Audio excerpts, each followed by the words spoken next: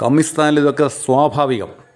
BCom പാസ്സാവാത്തവനെ എംകോമിന് admission കൊടുത്തത് Kayamkulam MSM കോളേജിൽ.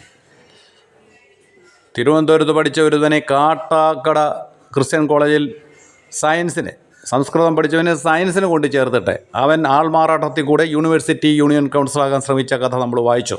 കൊല്ലത്തെ വാഴക്കൊലപാതകം, ചങ്ങമ്പുഴയുടെ വാഴക്കൊല എടുത്തിട്ട് വൈലോപ്പിള്ളിക്ക് കൊടുത്തു.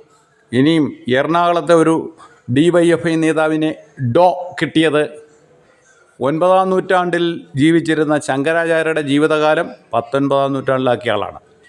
ഇവരുടെ ഈ തീസിസ് ആര് നോക്കാനാ? ഇനിയിപ്പം അവിടെ തിരുവനന്തപുരത്ത് സെക്കൻഡിലിരിക്കുന്ന ഒരാളുടെ PhD വിവാദത്തിലാണ്, മറ്റൊരാളുടെ എടുത്ത് കോപ്പി അടിച്ചെഴുതി. ഇവർക്കൊക്കെ ഇത് വളരെ സ്വാഭാവികമാണ്. ഇതുകൊണ്ട് തന്നെയാണ് ഇവരെല്ലാം വക്കീലന്മാരും ഡോമാരുമാണ്.